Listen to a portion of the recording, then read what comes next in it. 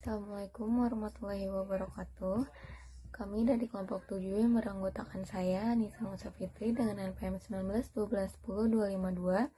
Yang kedua sini Desriani dengan NPM 19 12 10 245.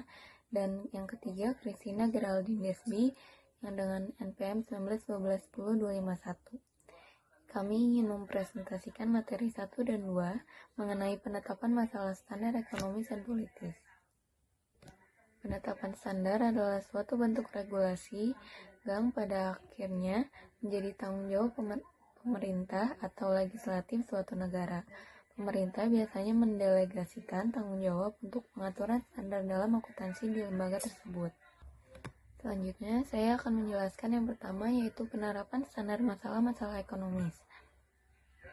Penetapan standar masalah ekonomis yaitu bagaimana pertentangan antara biaya dan manfaat regulasi akuntansi. Orang yang menetapkan standar adalah sebagai mediator antara adanya konflik kepentingan antara investor dan manajer.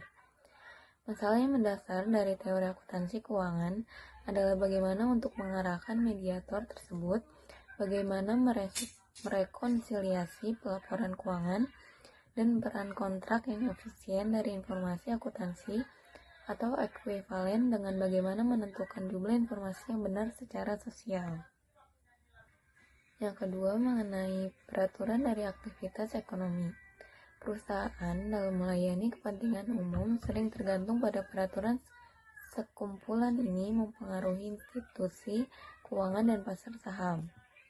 Adapun alasan utama dalam hal regulasi tersebut adalah untuk melindungi para individu yang berada pada suatu informasi yang merugikan.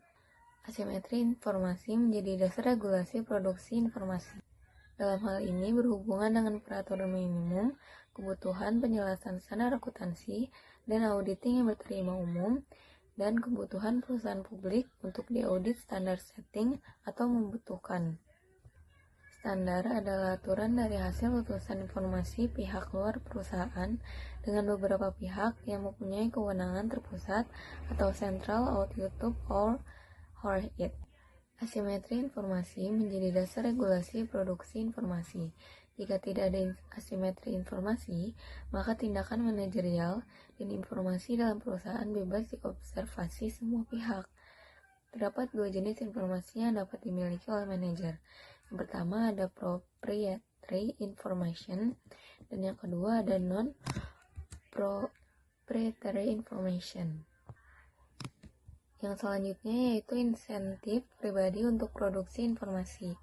Dorongan untuk memproduksi informasi privat muncul dari kontrak yang diikuti oleh perusahaan, yaitu informasi yang diperlukan untuk memonitor ketaatan terhadap kontrak.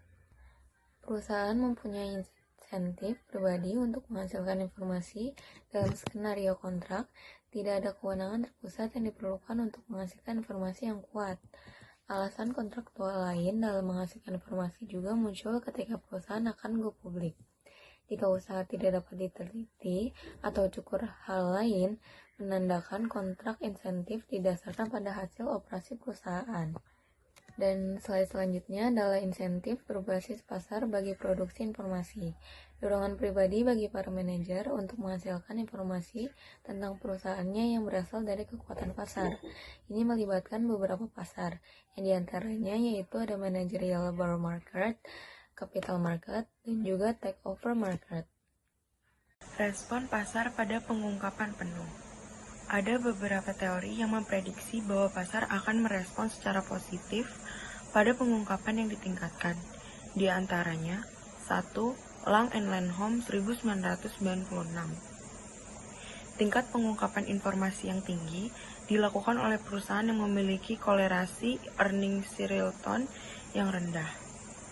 Lang and Lenholm menunjukkan bukti bahwa perusahaan yang mempunyai kebijakan memberikan pengungkapan informasi yang lebih banyak akan diikuti oleh analisis yang lebih besar. Tingkat akurasi forecast yang lebih baik, disper forecast yang lebih kecil antara analisis individual dan mempunyai volatilitas revisi forecast yang lebih kecil. Dispersi dan volatility Identitas forecast analisis menunjukkan suatu pengukuran yang valid bagi asimetri informasi. Yang kedua, Healy, Hutton, dan Palepu pada tahun 1999. Pengungkapan merupakan salah satu alat yang penting untuk mengatasi masalah keagenan antara manajemen dan pemilik karena dipandang sebagai upaya untuk mengurangi asimetri informasi. Perusahaan memberikan pengungkapan melalui laporan tahunan yang telah diatur oleh Bapepam dan lembaga profesi maupun melalui pengungkapan sukarela sebagai tambahan pengungkapan minimum yang telah ditetapkan. Welker pada tahun 1995. Pengungkapan mempunyai hubungan negatif dengan asimetri informasi.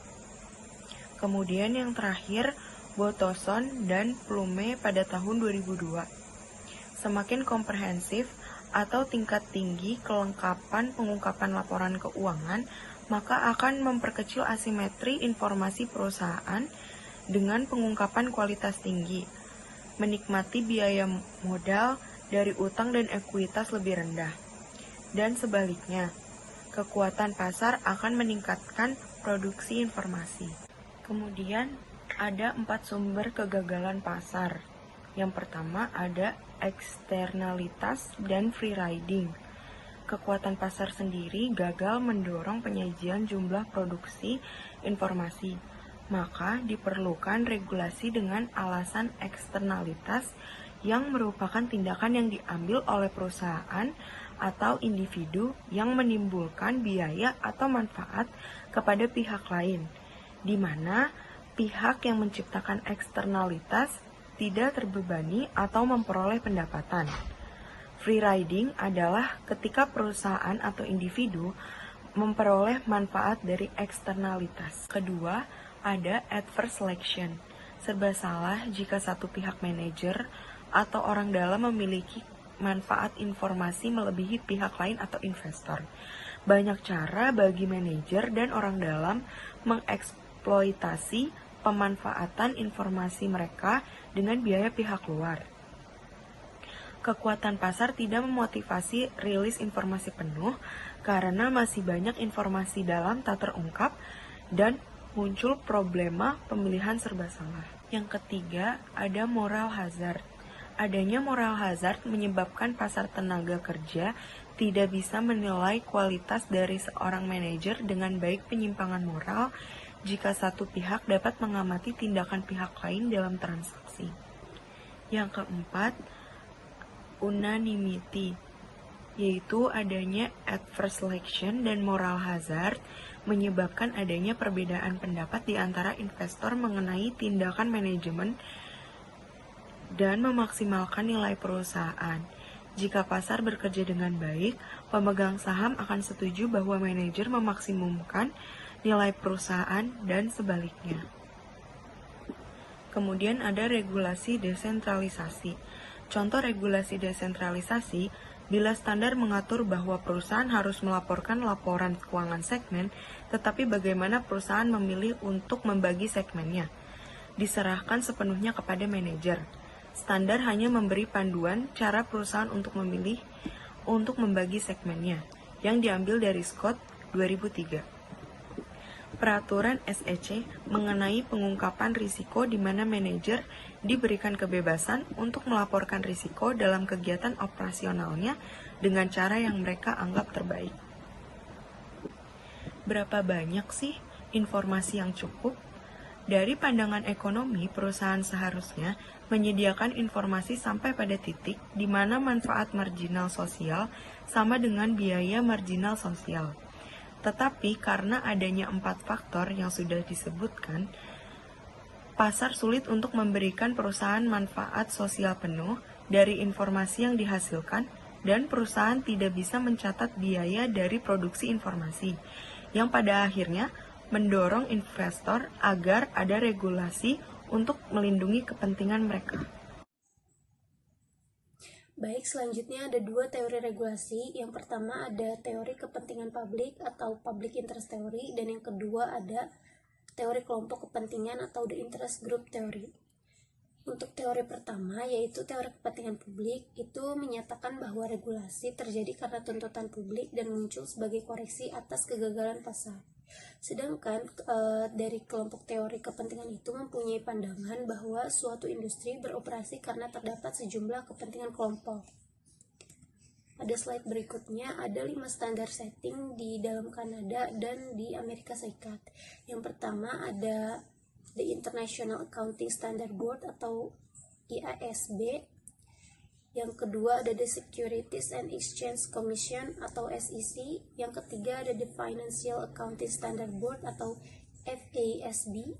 Yang keempat ada The Ontario Securities Commission atau OSC. Dan yang terakhir ada The Canadian Institute of Chartered Accountants atau SESA. Selanjutnya ada konflik dan kompromi.